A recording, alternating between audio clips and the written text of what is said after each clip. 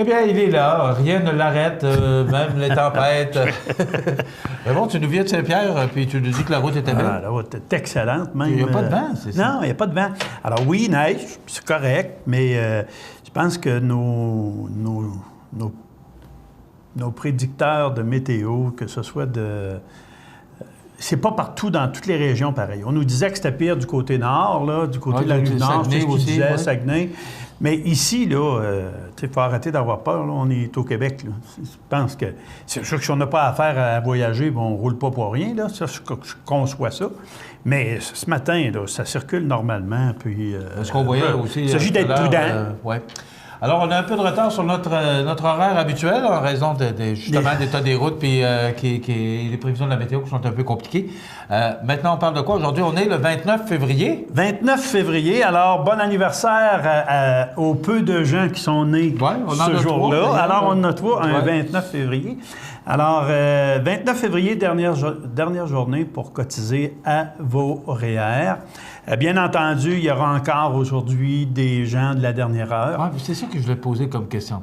Il y a encore des gens qui attendent? Oui, j'ai 4 rendez-vous aujourd'hui de cédulé.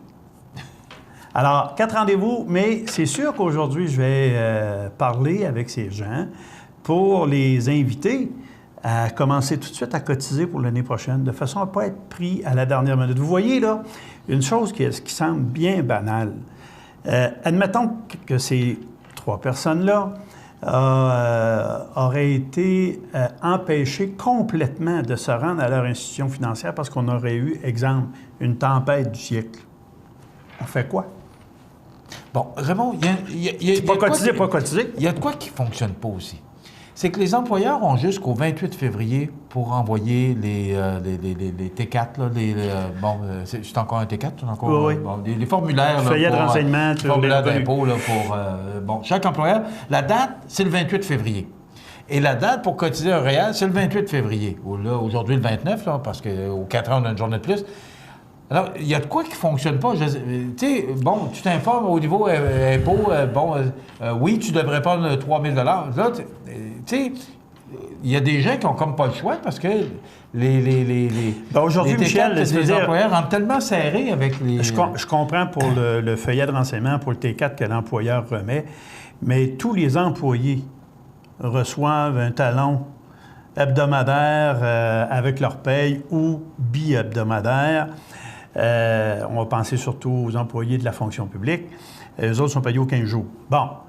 Mais tout le monde a ce qu'on appelle un talon de paye. Quand on fait la farce, là, on dirait on changerait notre talon pour la paye parce qu'il en reste moins que...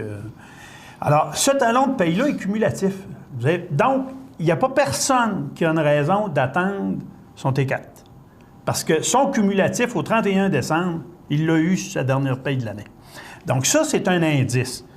Ce qui restera à ajouter, c'est les avantages imposables qui sont de règle générale, soit si on a une automobile fournie ou les frais médicaux pour un employeur qui offre à ses employés un régime d'assurance médicaments.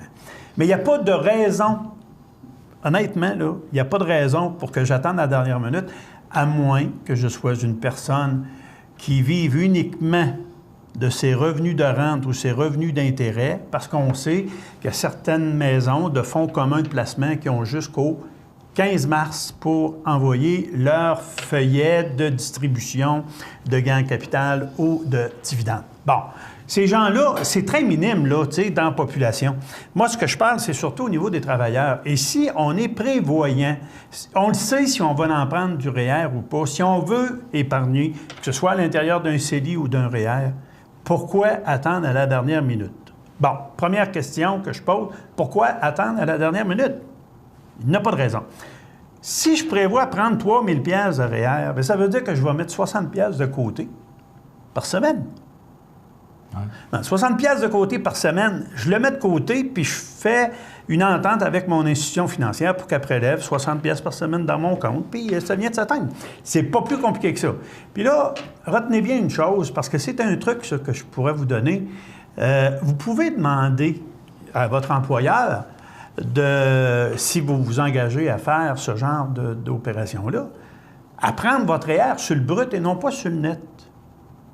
Alors, je veux dire quoi par là? Je veux dire, je conviens avec mon employeur de remplir une déclaration là, fiscale, là, qu'on appelle, c'est un feuillet là, qui dit combien je vais prendre de déduction cette année. Il y a l'exemption de base, il peut y avoir une exemption parce que j'ai un conjoint à charge, pour réduire mes impôts hebdomadaires ou bimensuels. Ou, excusez, bi-hebdomadaires. Alors, à ce moment-là, si je tiens compte de ça, en remplissant ce formulaire-là, je vais dire, bien, je vais prendre 3 000 $ de REER.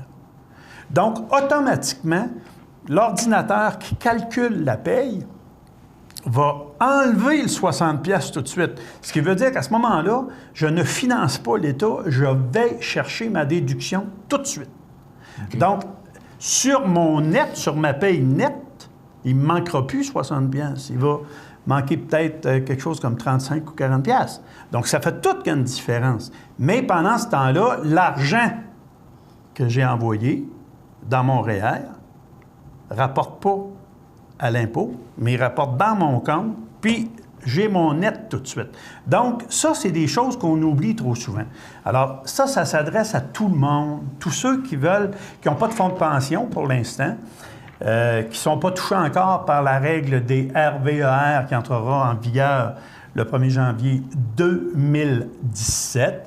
Donc, tous les employeurs, en passant, je vous donne la nouvelle, tous les employeurs de 20 employés et plus, vous devrez avoir mis en place, d'ici cette date, un régime de retraite ou un RVER, et ce, pour le... Excusez...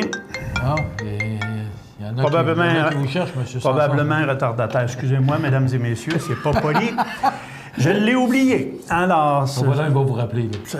Ça veut dire ceci, c'est humain, vous voyez, alors je suis connecté moi aussi.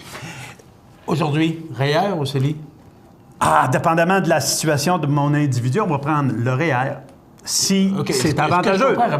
Tu favorises le REER? Ah, définitivement. Parce que, à cause des avantages fiscaux qu'il m'apporte. Mais comme j'ai dit, il faut que mon avantage fiscal soit calculé en fonction du retour d'impôt. Si je suis à un niveau d'imposition d'à peu près 25 ou 28 %, bien là, on va calculer davantage.